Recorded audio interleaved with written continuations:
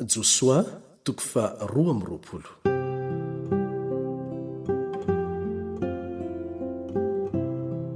Ny nampodiana ny firenena roa sy sasany ho any andafy atsinanan'ny Jordana sy ny nanorenany ilay altara teo amorony Jordana ary nataon'ny firenena sasany tamin'izany.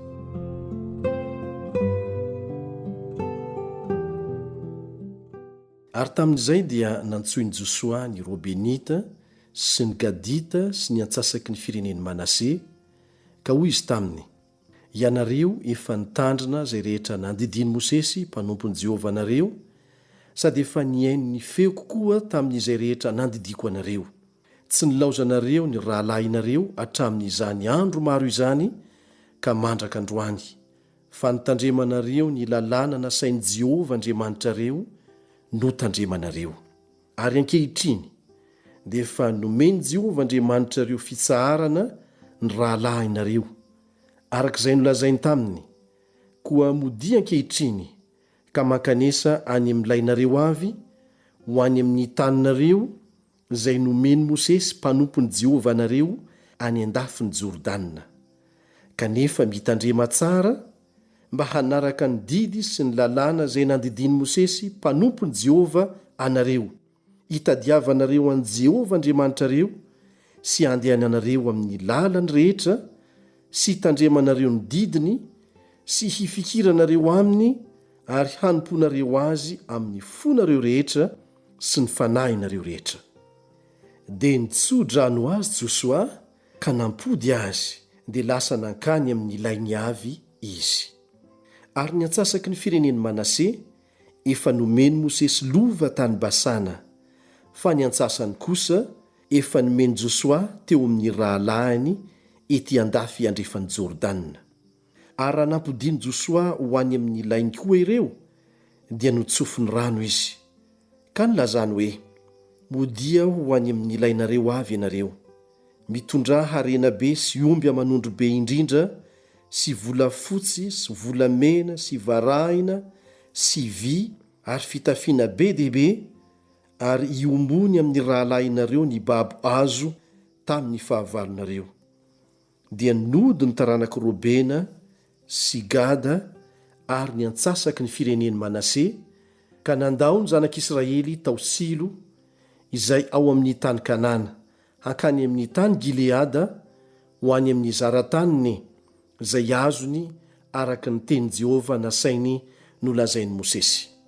Ary raha tonga teo amorony Jordana eo amin'ny tany Kanana ny taranaka Robena sy Gada ary ny antsasaky ny fireneny Manase, dia nanorona altara teo izy, ary lehibe ny fijery zany altara izany. Ary ny zanak'Israely nahare hoe: indreo ny taranaka Robena sy Gada ary ny antsasaky ny fireneny Manase dia efa nanorona altara antsisiny tany Kanana eo amorony Jordana anatin'ny taniny zanak'Israely. Ary noho ny reny zanak'Israely zany dia niangona tao Silo ny fiangonana dia ny zanak'Israely rehetra mba hiakatra hiady aminy. Dia naniraka ny Fineasa zanaky Eleazara mpisorona ny zanak'Israely ho any amin'ny taranaka Robena sy Gada ary ny antsasaky ny fireneny Manase any amin'ny tany Gileada, sy loholona 10 koa niaraka taminy, dia loholona iray isam-pirenena tamin'ny Israely rehetra, samy lohany fianakaviany tamin'ny arivon'ny Israely ireo. Dia tonga tany amin'ny taranaka Robena sy Gada ary ny antsasaky ny fireneny Manase tany amin'ny tany Gileada ireo ka niteny taminy hoe: izao no lazainy fiangonan'i Jehovah rehetra: inona izato fahotana nataonareo amin'Andriamanitry ny Israely no niala tamin'ny fanarahana ny Jehovah ianareo androany tamin'ny nanorenanareo altara ka miodina amin'ny Jehovah ankehitriny.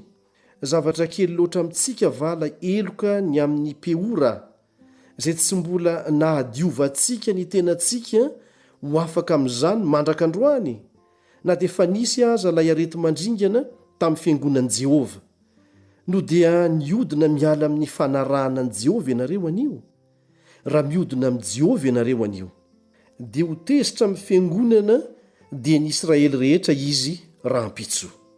Kanefa raha maloto ny taninareo dia mita ho any amin'ny tanin'i Jehovah izay toerany tabernakelin' Jehova ka any aminay makafonenana fa aza miodina amin'i Jehova na miodina aminay amin'ny hanorenanareo altara afa-tsy ny altaran'i Jehova Andriamantsika. Tsy nandika ny didy vahakana zanak' Zera tamin'ny zavatra voaozona ka nisy fahatezerana nahatratra ny fiangonana dia ny Israely rehetra ary tsy io lehilahy io iriry ihany no maty tamin'izany elona izany.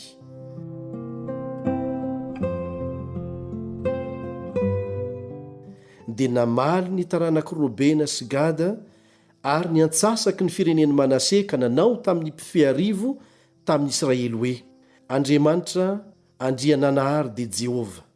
Eny, Andriamanitra andriananahary dia Jehova, izy no mahalala ary ny Israely hahalala koa. Raha fiodinana na fahadisoana amin'i Jehova, aza mba mamonjy anay akory ianao anio.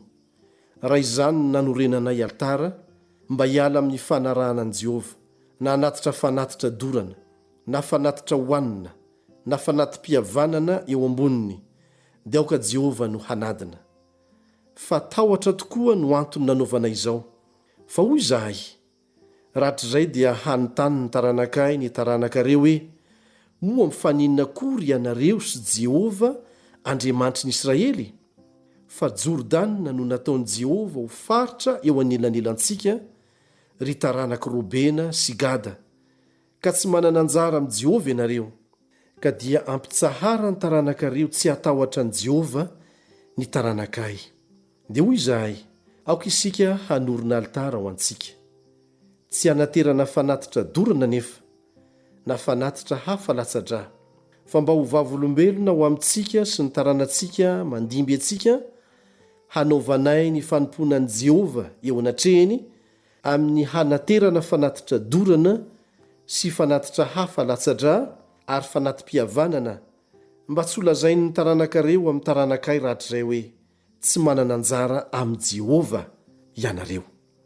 Ary hoy izahay, raha tahiny lazainy aminay na ny taranakay izany rahatr'izay, dia ataonay hoe: jereo ny endriky ny altaran'i Jehova izay nataony razanay, tsy hanaterana fanatitra dorana nefa na fanatitra hafa latsa-drà, fa mba ho vavolombelona ho amintsika rotonta.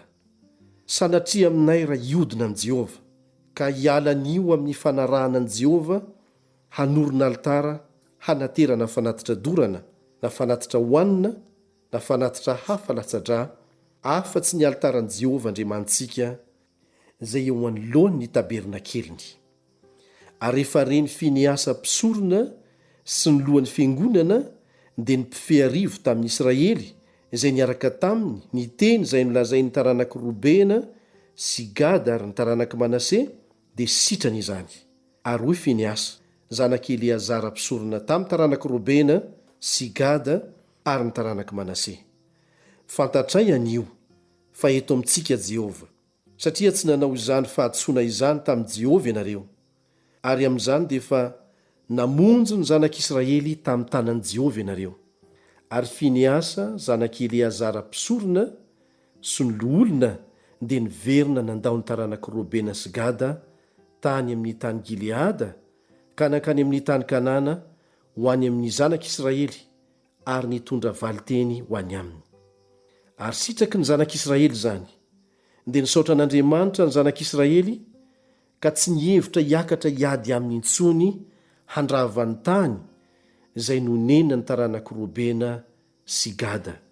Dia nasiany ny taranak'i Robena sy Gada anarana hoe Edy ilay altara, fa vavolombelona ho amintsika rotonta io, fa Jehova no Andriamanitra.